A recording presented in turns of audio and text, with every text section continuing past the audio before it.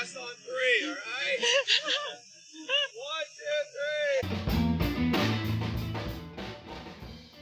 It's time to collaborate with the Back of the Pack podcast. And what better event to collaborate over than Fall Goal Race Mo Cowbell? My name is Elaine Sims. I'll be joined by co-host Gretchen Brune, and today we're joined by special guests Kyle Walker, host of the Back of the Pack podcast, and Amanda Schaub, Mo Cowbell race director, on today's episode of Happy Pace. Now, welcome to Happy Pace, the only podcast that we know of that is recorded while running, typically. But this past Saturday, we sat down to talk all things Mo Cowbell at the Exmo. A few months ago, I was talking with one of my friends who mentioned how she got to meet this super cool podcast host and how she listened to it all the time and how he's based out of Kansas City.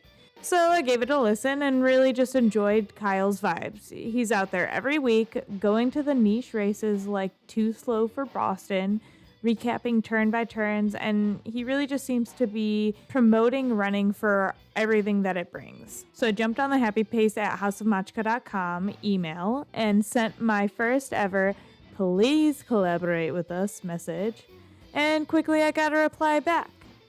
I had typed the email wrong and got a bounce back. Eventually I got the "yes, let's do this" response I was hoping for, and now I am officially highly Back of the Pack podcast. Eventually I got the "yes, let's do this" response I was hoping for. I highly recommend Back of the Pack podcast, and you can find it all over the podcast streaming services. Kyle's built an awesome community already, especially on Facebook, and I'm really excited to see it grow. So this Saturday, Gretchen and I had crashed the Back of the Pack podcast booth at the Expo. Kyle and Back of the Packette showed us how they crush it working the running expos weekend in and weekend out. Thank you so much for allowing us to join. We had so much fun. Kyle had just flown back from running in the Berlin Marathon the weekend before. He's based across the state and journeyed with Back of the Packette just a couple days after landing to stand at the booth for several hours Friday and Saturday. I was really impressed, and we're glad that Kyle and Back of the Packette made it home safely. Amanda Schaub was so gracious enough to allow us a good amount of time for a really insightful interview on what is the premier Boston qualifying fall race in the greater St. Louis area. The Mo Cowbell takes place in St. Charles, Missouri, near and on the Katy Trail. This is its 13th year, and it's finally a teenager. Yay! Amanda is the race director of the Mo Cowbell, which is part of her responsibilities as the assistant vice president of Business Incubation and Community Engagement of the Economic Development Council of St. Charles County. Say that 5 times fast. I'm not going to. She's incredibly nice, prepared, and dedicated to bringing great events to the community. In an M. Night Shyamalan twist, I registered for the half on Wednesday. I mostly just wanted to get training miles in as I'm running a full this upcoming weekend. I mean, it was a great event. It was super hot, and I definitely saw it took a lot out of the athletes, including myself. Really, thank you to all of the volunteers and medical personnel, first responders, any fellow runners that stopped for runners, any people who were just spectating and stopped for runners, for really keeping us all safe along that race. I mean, the heat was brutal. By the halfway point, I really felt just not great and was run walking. Leah Koch Thomas texted me that run walking is good for taper, so I'm going with that endorsement of that level of effort. Congratulations to all of the runners out there again. I saw some people did BQ, so big shout out to all of them. Another big shout out is to Daniel Chaplin, who ran his 50th marathon in his 50th state at the Mo Cowbell, proving once again that people with Down syndrome are people who can do anything. Congratulations on your Guinness Book of World Record submission and just really your awesome advocacy. Daniel, if you're listening, this is your invitation to go for a run with us and join us on our podcast. We are ambassadors for Long Run Coffee. If you haven't heard of it yet, Gretchen and I are now obsessed with this electrolyte-infused coffee. We drink it before our long runs to perform at our very best. So check out the link in our description and make sure to use that code HAPPYPACEPODCAST at checkout for 10% off. Follow us on Instagram, TikTok, and anywhere else you might be able to find the handle at happy_pace_podcast. Lightly tap that subscribe button. Comment on this episode with your ideal happy pace. And now it's time to sit back, relax, and learn how Kyle Walker and Amanda Schaub find their happy paces.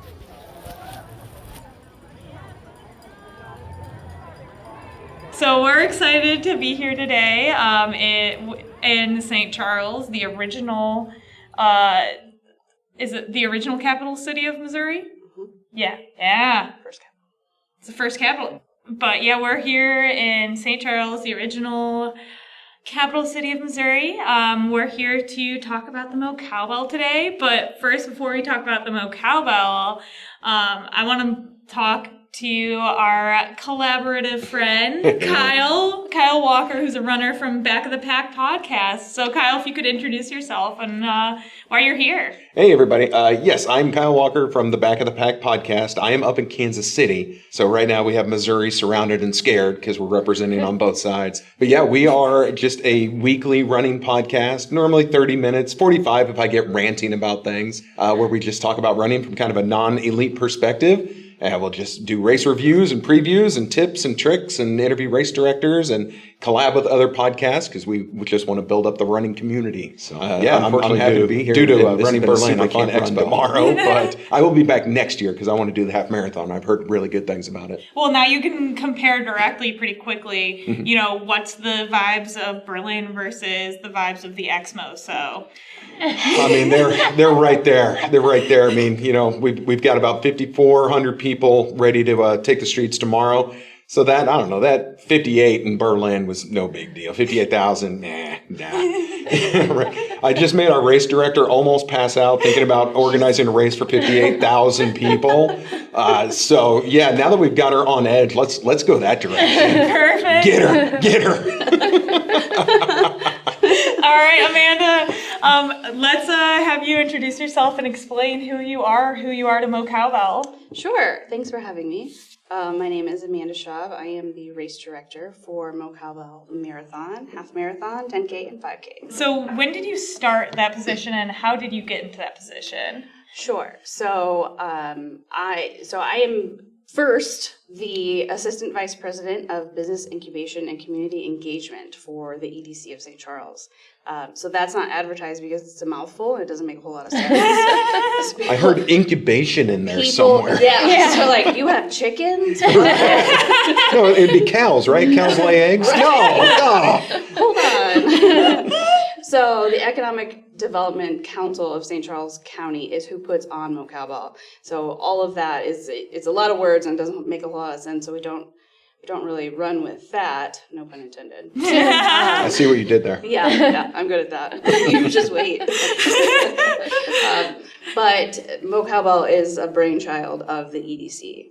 And then it ended up in your wheelhouse. It did, yeah. So I'm in charge of the community engagement, which means I do a lot of events. So this happens to be our largest event. Oh, awesome.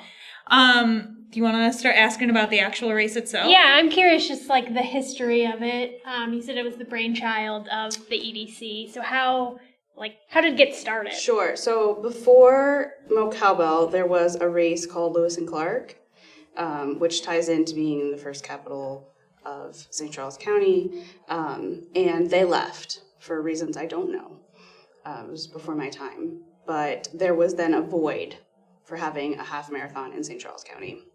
The former president of the EDC decided it was a great idea for us to take on. So Mo Cowbell is based off of the 2000 SNL skit More Cowbell with Will Ferrell, which depicts the studio recording of The Reaper by Blue Oyster Cult. So a lot of people think that Mo Cowbell stands for Missouri Cowbell. Right. Yeah. A lot of people call it Missouri Cowbell, and it kind of makes me cringe. Like, there's obviously the double entendre there, Yeah. but it's definitely more Cowbell, and we don't have enough money to get those right, so we just went with MO' Cowbell. So that's where that came from. That's awesome. Cool. So what year was the first year of the inaugural year? 2011 was the inaugural Okay. year. Yes. And we hand out, you hand out cowbells so that people can cheer people on. Cheer people on, and it became our, our thing. I feel like I have so many. I have a collection of the cowbells now. Yes, I have them lined up in my office, all of them now, and they're cute. They're colorful, and they remember each year that way. Right. Is everything in your office cowbell themed? I see you even have a watch. No, so I just got this last week. Can I take a picture of you with it? Like this? Yeah. Love that. That's perfect. Okay. That is a moveless watch band right there. I like that. I also want to know, and I'm sure Kyle always loves to talk about like turn by turn along the course. So give us a little bit of a course preview of what to expect right now on the course.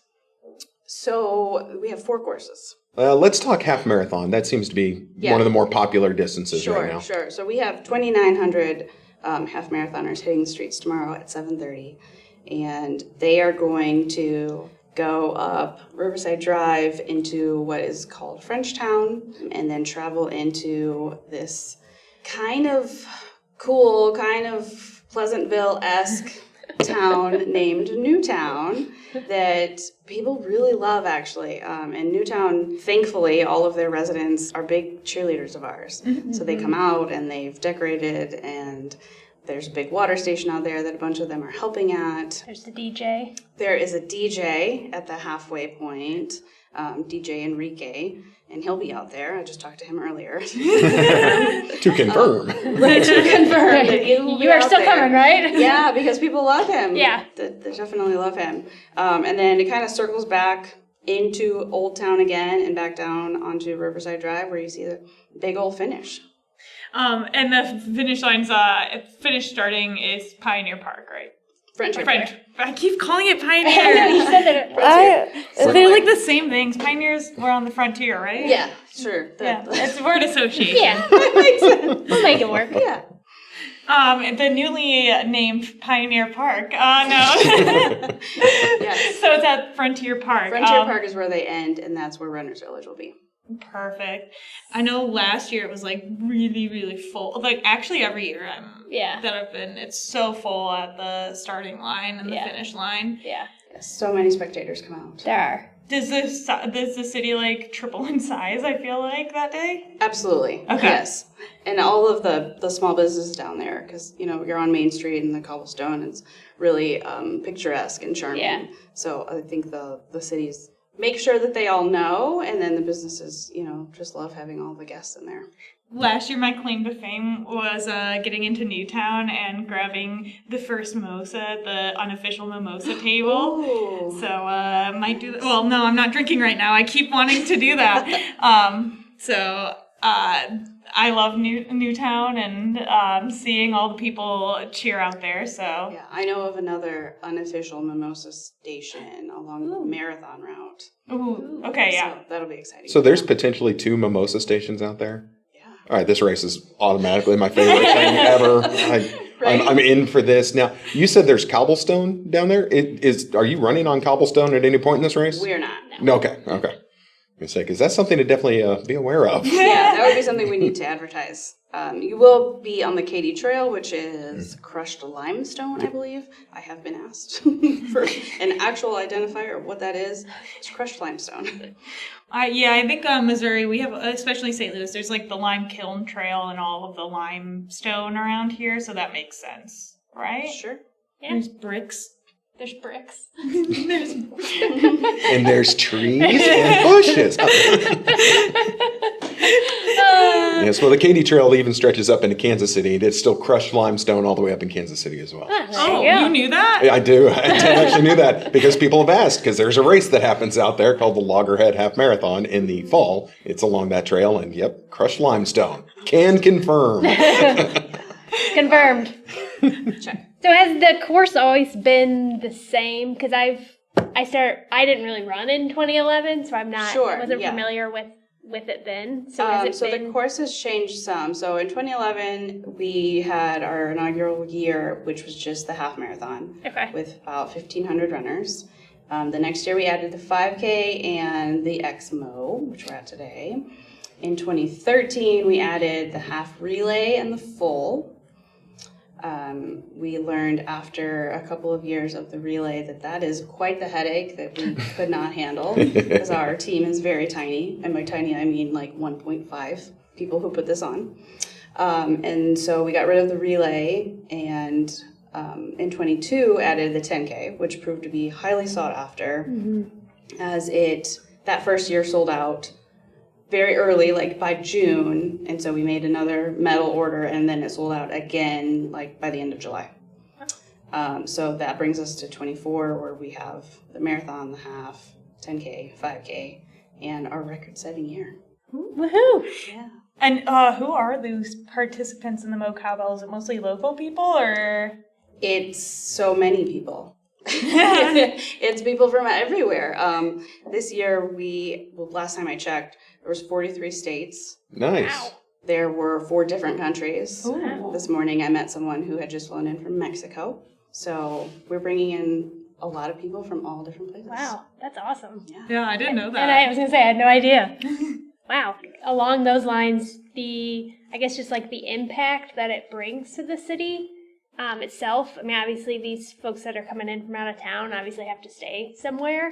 Correct. So it's first a fundraiser for the EDC. So we are a huge local resource for entrepreneurs and small businesses. But the economic impact, like you said, is enormous. So 5,300 runners, 54 actually now, equates to like 1,500 spectators, right? And those that are coming in from out of town are staying in hotel rooms. They are visiting restaurants the night before and the morning of and catching lunch before they head out. A funny story, a couple of years ago, I didn't get to my hotel room because I don't live far, but far enough to where a 3 a.m. alarm is rough. Yeah. And so I usually book a hotel much closer, and I didn't get to my hotel early enough, and my room was gone. And I couldn't get a room anywhere near the start line. So we sell out all the hotels around here. Wow. Nice. Yeah. It's a so good, the good problem to economic have. impact is enormous. Yeah. Now, you said that this is the biggest fundraiser for the EDC? For the EDC, yep. About how many do you do per year, fundraisers? Just a couple others. Couple others? So just 2 or 3 other smaller things. Let's talk Boston, because Mo Cowbell is a Boston qualifying race. Yes. What does that mean? How does it work to become a BQ race? BQ. So the USA Track and Field Certification, I stole this from the internet. Per the internet, the USA Track and Field Certification attests to the course being exactly 26.2 miles. We have to have 3 or more official entries, which kind of seems very low, right? Yeah. 3? Yeah. Like 3 registered runners equals 1, 2, 3? 3. Okay. Yeah. Seems a And the little low. event must be advertised and promoted, which for us starts in February. Right. Like we open registration back in February. So we can have a BQ. We can hold Yeah, you our can only host, BQ race. Yes. So, I mean, there's more than that. So, Yeah, like, there's okay. paperwork that has to be submitted. We really lean into our race management company. That's Big River Race Management for that. So, like, they are out there officially marking and measuring. Helbig, you send Helbig out there all the time? I do. He and Tom. Oh, yeah, of course. Yeah. Oh, we love Helbig on the podcast. I think Yes. we mentioned him almost. We need to have him on the podcast. Yeah. At some point. Yeah, we've had one of his timers on the Yeah. podcast. Do you want to talk merch? Let's talk merch. Yes. Obviously. Yeah, you're wearing 22's merch. That's nice. You guys always have, I think, some pretty top-notch merch. When do you start deciding kind of on what you're going to do that year and like what all goes into picking it out? Sure. So we take about a month break after the race, and then like we kind of dive right in. Yeah. So we've had hoodies now 2 years in a row, so I can guarantee you that we won't have them again next year. Okay. Um, Because I have last year's too. yes, So I we have can last year's. double up. Right. For when it's really cold. Yeah. So like we just kind of look at trends and what's out there. A few years ago, we decided that we really wanted merchandise that people will wear not just while working out, right? Like, we want you to wear it proudly and display it wherever you go and not have to feel like this is just for running. And there's been good and bad feedback about that. Like, people are like, I can't run in this hoodie. It's too hot. Well, I don't want you to run in that hoodie. I want you to wear it to Target on the weekends because you're a walking billboard for us, too. Right. Yeah. Not just a running billboard. Correct. The iconic Cowbell stickers, though. Yes. When did those start? Those are from the beginning. Really? Yes.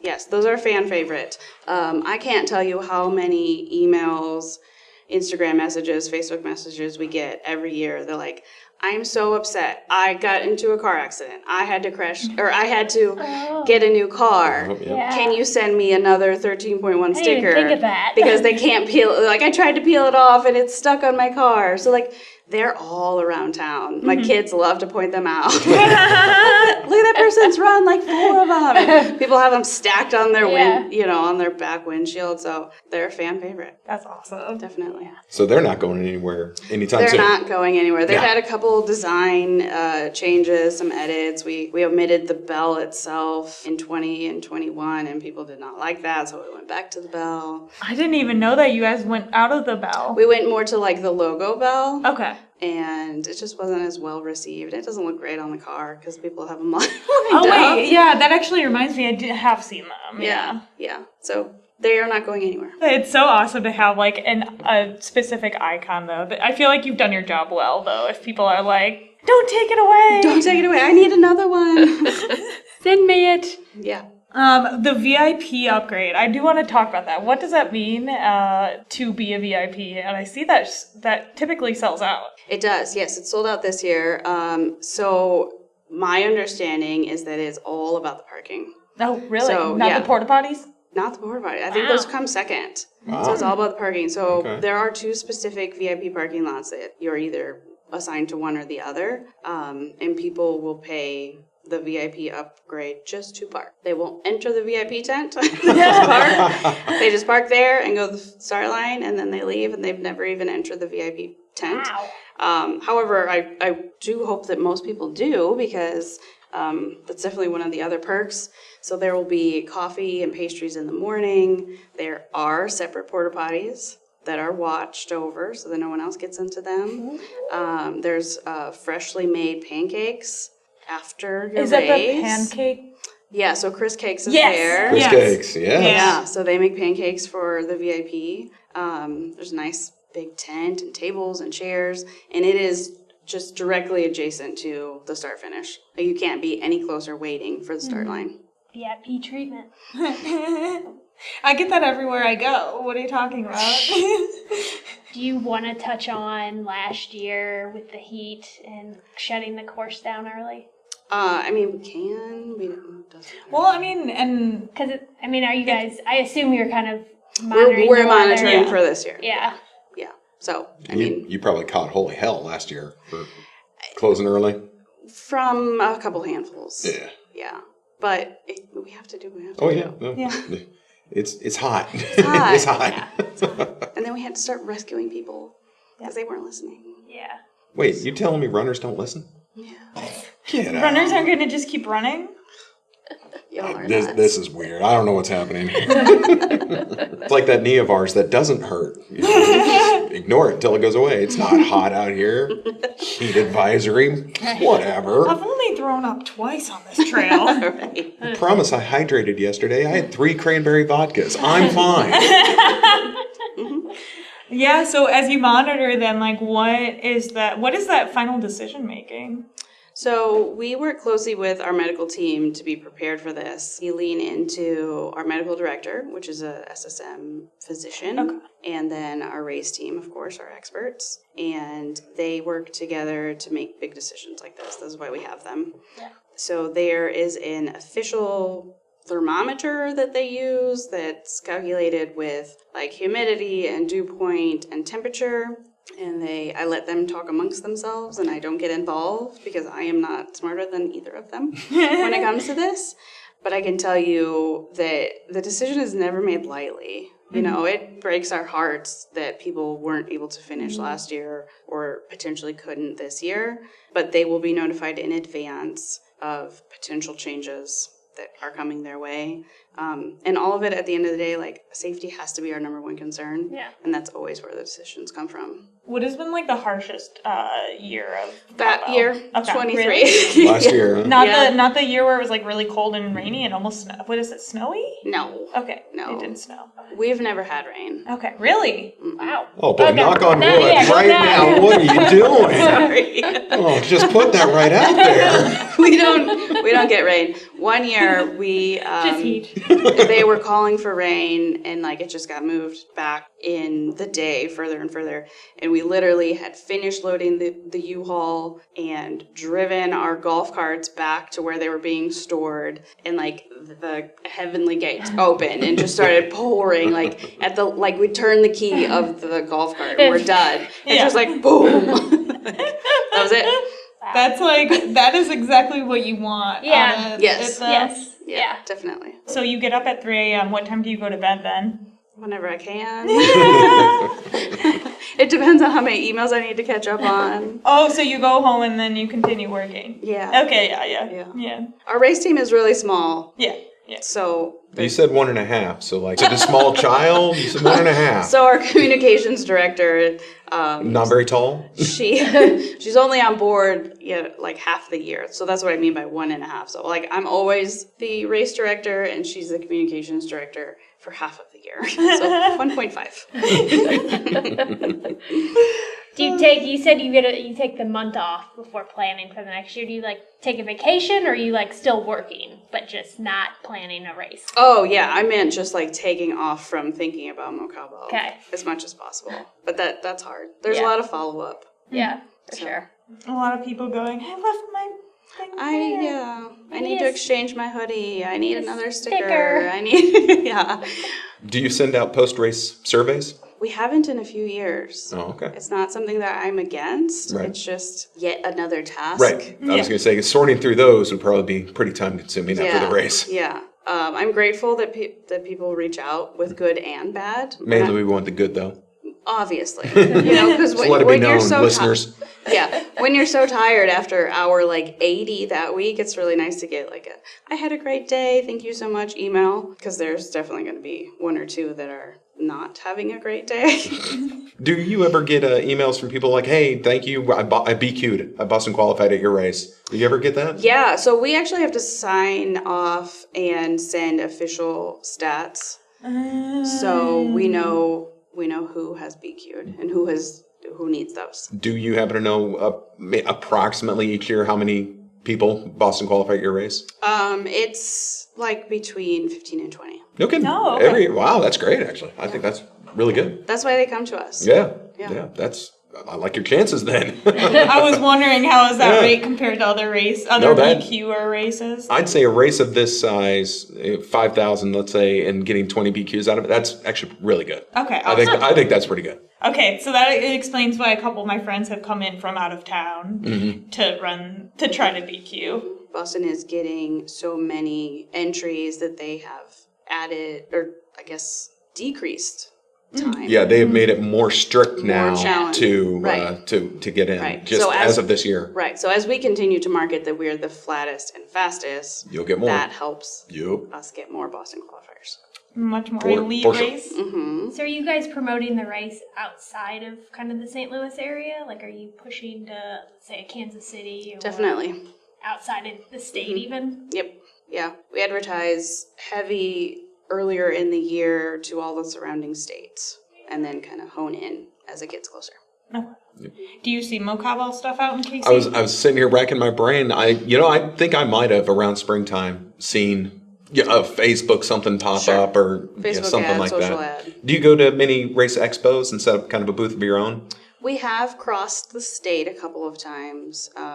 It's again, our team is small, so it's a matter of getting there and someone manning the booth the whole time, and it's exhausting. It can be, yeah, a little tiring, Yeah. So we'd love to reach more, but we do a few around here. Okay. And as we continue to grow, like, where are you going to see the race itself in the next few years? How big do you think we want it to grow? Because I know 5,400 is already a lot. It's already the most. We are officially the most. I mean, our goal is just to continue to show off the community to people around the country and at this point around the world. We will have challenges increasing that number with our current course. So then we'll have to go back to the drawing board on, okay, so the half and the 10K and the 5K are at capacity pretty early on in the registration year. Like, how do we get more people in that space? So it's going to be a lot of like rewriting the course, but it's not something that we're against. What would a new course look like that would be able to have higher capacity for the 5K, 10K? I don't know that answer. Okay, yeah. I mean, don't you just need to make bigger roads? Yeah, just repave everything and make bigger streets? No, St. Charles, make your streets bigger. Right, have multiple waves, who knows? No, we hate wave starts. I know. Just so everyone knows, runners hate wave starts. Future race directors, we hate wave starts. Yeah. Please know this. Yeah. Fire the horn and let us go. Just want to run. Kyle, I know you love to like hang around the starting line for an extra few minutes. Yep, I love it. No, nothing better. No, love a delayed start. Waves are one thing, but if a race does not start on time, that is where I get a little testy, as many races in Kansas City can confirm. My biggest thing is when the and this is something that, however people feel about it, when the anthem takes forever, I'm like, okay, just play it to me straight, and then we can get the starting line. I'm like antsy, like listening to the longest home of the brave, land of the free lines ever. I don't want the Mariah Carey version. No.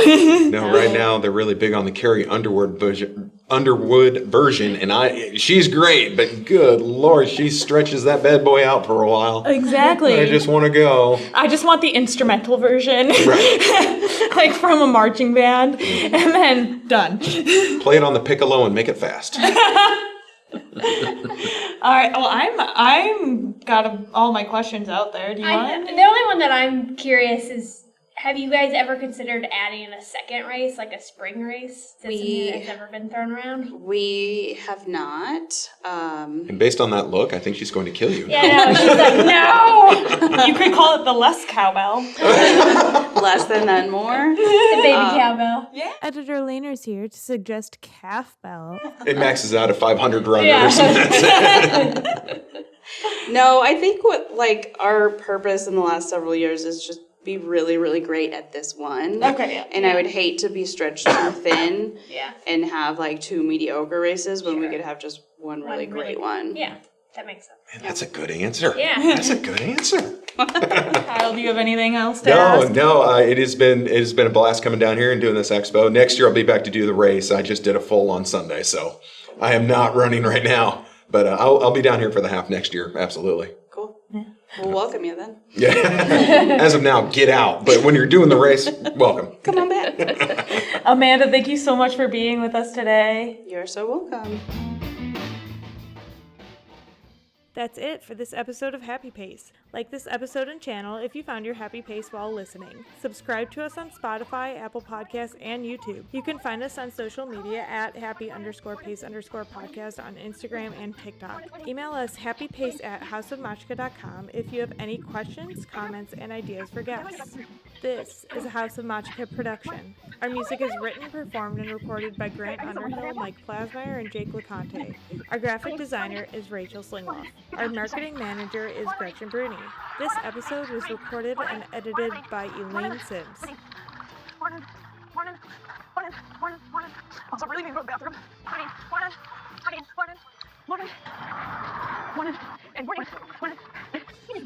Morning, time to get back up and doing it. Hey guys! Hey, look! It's got some of the big river racing team. That's perfect. That's perfect. Morning, bye. Morning. Morning. Oh, hey, Rita! Morning. On podcast. We're recording right now. Elaine is recruiting the next podcast. Yeah. Good thing I'm smiling. Hi, Haley. Haley, Yay! yeah, I'm recording. Say hi. Good morning. Good morning. Morning. Morning. Morning. Morning. Hi, Sarah. Hi, Lauren. Morning. Morning. Morning. Morning. Sorry. Morning. Morning. I think. Morning. Morning. Morning. Morning. Morning. Morning. Hey! How are you? Hey! Hey! Hey! Hey! Hey! Morning.